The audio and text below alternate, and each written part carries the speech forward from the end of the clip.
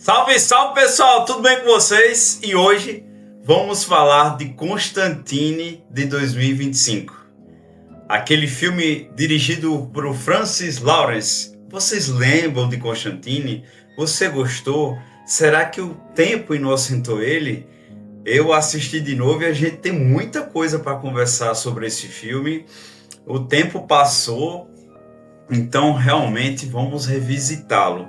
Esse filme, a minha análise vai ser exclusivamente cinematográfica, mas não tem como a gente não começar falando sobre a escolha que seria errada do diretor, dos envolvidos ali da Warner, do Keanu Reeves. O Keanu Reeves foi ali o Constantine. Se você já leu Hellblazer, onde está o Constantine, talvez você tenha se frustrado muito. Eu não li muito, eu li pouca coisa, então realmente essa crítica é mais do filme.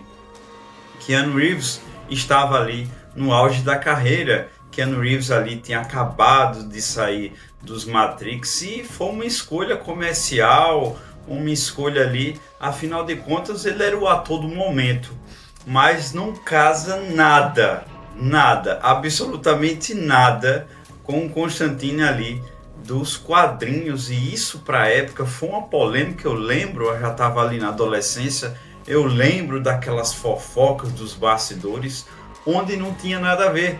Constantine é loiro, Constantino é bem mais sarcástico, Constantine ali é um malandro, entre outros e outros adjetivos que a gente tem sobre ele. Então talvez para muitos, com o passar dos anos ali, foi o pior mérito do filme, foi a escolha do Keanu Reeves, mas já adiantando, é um filme como um filme e não uma adaptação de um quadrinho, um filme muito competente, um filme muito responsável. Temos sim que conversar e realmente o resultado ainda ele é muito satisfatório. Entramos já para a atmosfera da situação, onde o filme se passa ali em Los Angeles, então é aquele clima sempre de suspense, aquele clima ali sobrenatural. Eu gosto muito da ambientação. Eu não sei se foi da mesma época, mas se não foi, era perto. Era aquele clima ali daquela série Sobrenatural, só que em alguns pontos higienizado. Eu acredito que isso começa, como a gente já falou anteriormente, do Keanu Reeves. Está muito higienizado.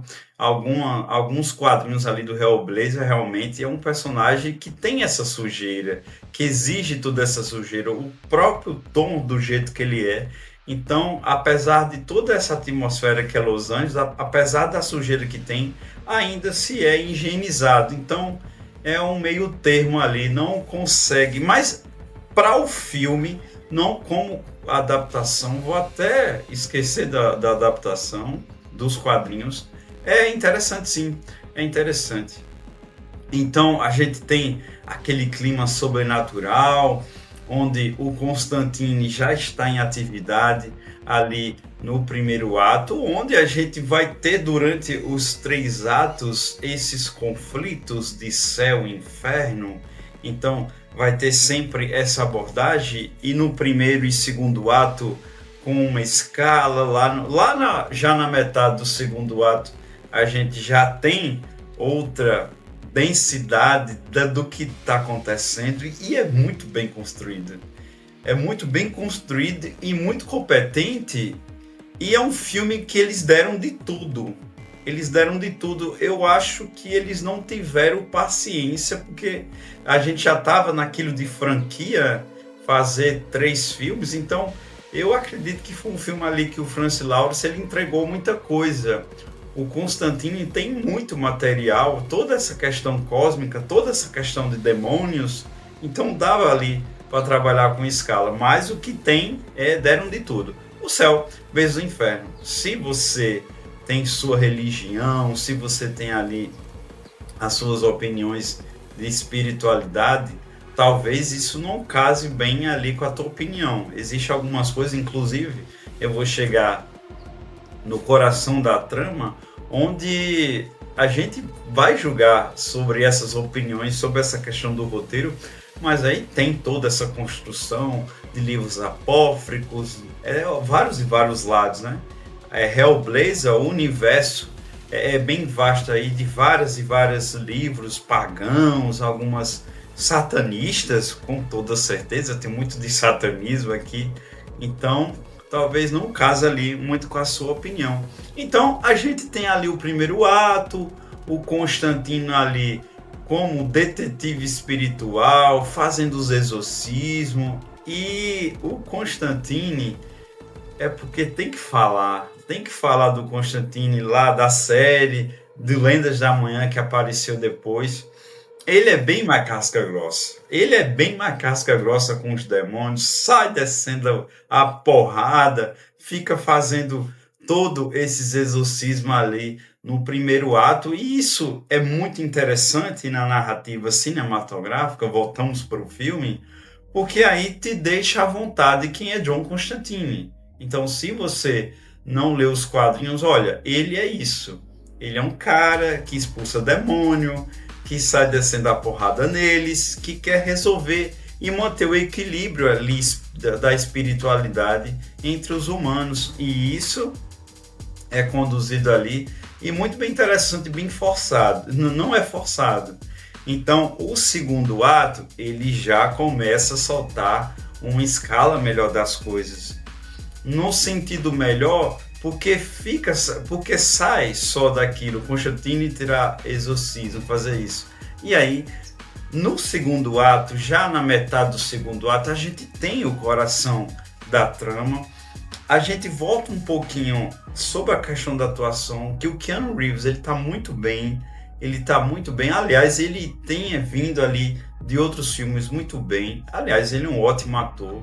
A gente tem, além do Keanu Reeves, que tá no mesmo patamar, a Rachel Weisz. A Rachel Weisz que fez ali a Múmia, e ela tá ótima. Aliás, eu já vi outros filmes dela.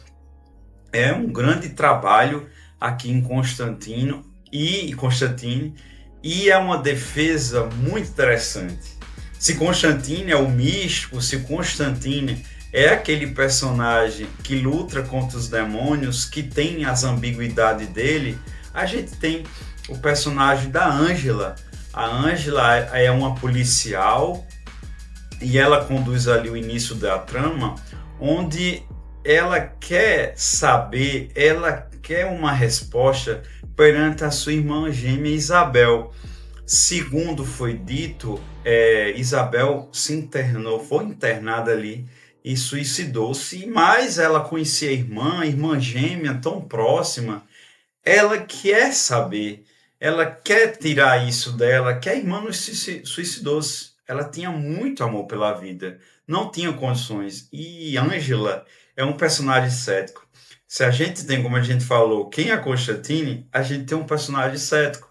Um personagem que não acredita em espiritualidade.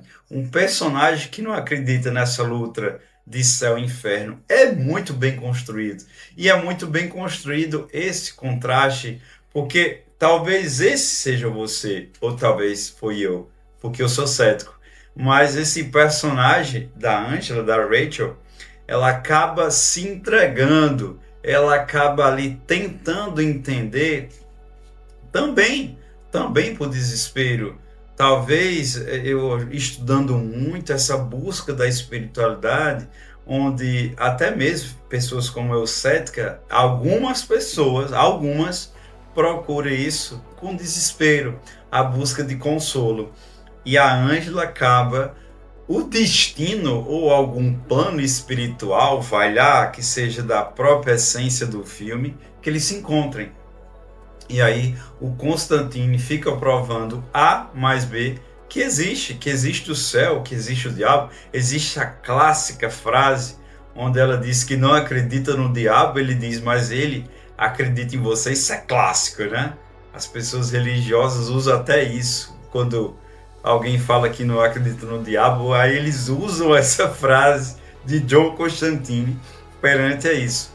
Então, fica aquele todo desenvolvimento do Constantino, mostrando para ela essa questão da espiritualidade, essa questão dos demônios, e entra algo que eu falei com vocês agora anteriormente, que aí vai depender aí da tua opinião, da tua crença, onde, pelo menos aqui na lore do Constantine filme, quem morre, né, se mata, quem provoca ali um suicídio, acaba indo para o inferno. Então, eu acredito que na versão kardecista existe o Vale dos Suicidas. Então aqui não tem kardecismo, como eu já falei, a influência são pagã e até satanista. Então a irmã dela, a Isabel, foi para o inferno e durante todo o final do segundo ato para o terceiro ato vai explicar um plano assim espiritual incrível. É incrível e enriquece a lore do filme incrivelmente.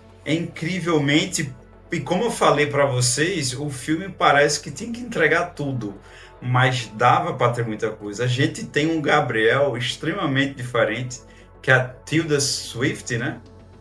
Um personagem andrógeno. Existem todos aqueles planos, os planos de Lúcifer, os planos dos representantes.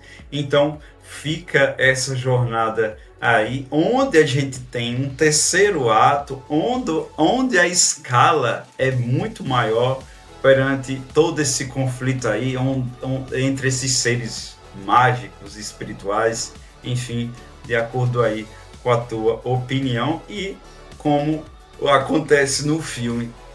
Então eu acho muito interessante quando a Ângela começa a aceitar, quando ela começa a acreditar, onde a gente vai descobrindo que ela era médium, assim como a irmã, ou seja, a irmã foi internada por uma mediunidade, onde na verdade a irmã foi influenciada ali a um suicídio. Então a gente começa a entender as peças do tabuleiro, o próprio Constantine, e Constantine é uma cobra criada perante a situação.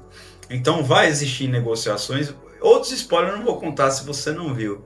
Vai existir outras negociações, vai existir ali alguns plot twists, algumas coisas que aí eu tenho que voltar para o quadrinho que ele também faz, que ele começa a enganar determinada divindade, determinado ser, o Constantine. Eu acredito que vocês sabem sobre a grande enganação dele. Então, se vocês sabem, vocês deixam aqui no comentário, que realmente é uma sacada que eu não quero falar aqui sobre. Mas é muito bom, é muito bom. Então, a condução ali do terceiro ato é muito interessante, dá aquele gosto de querer mais. Eu sei, se você é fã do Hellblazer, se você é traça do Hellblazer, realmente você não gostou do filme. Mas a gente não pode tirar aqui o mérito que o filme é muito bem competente, e aliás, vamos aí ao último tópico da nossa análise, que é os efeitos especiais. A gente está falando de um filme que já tem mais de 2 décadas, né? Um filme que foi gravado há 20 anos e realmente os efeitos estão ainda ótimos. O filme envelheceu muito bem, foi muito bem cuidadoso. Claro que, obviamente, existe alguns efeitos que dá para ver que é um CGI, mas assim, foi muito bem trabalhado, onde o diretor conseguiu usar ali os efeitos práticos, até o inferno, algumas questões ali, a gente vê que realmente teve ali alguns outros do cenário mesmo e não no CGI. Então é um trabalho bem cuidadoso e até para hoje. Existe a cena clássica ali do exorcismo no espelho também, que é muito bem produzido. Efeitos especiais ainda envelheceu muito bem. Constantine é um filme muito competente. Constantine veio aí nessa vibe dos heróis dos anos 2000 onde foi totalmente diferente, né? Um caçador de demônios ali, um cara que realmente é um anti-herói, que teve esses ajustes por questões comerciais, por questões para identificação até do americano, digamos assim, mas não deixa de ser um trabalho competente, ele é muito bom ainda. Assistam Constantine, eu acredito que é uma experiência diferente de Constantine. Se formos pensar assim, digamos que sejam Elseworlds, como a gente tem aí da DC Comics, que também é da Vertigo, que seria aquele selo mais adulto, então digamos que seja isso, um multiverso do que seria o Constantine. Eu vou ficando por aqui, muito obrigado e até mais!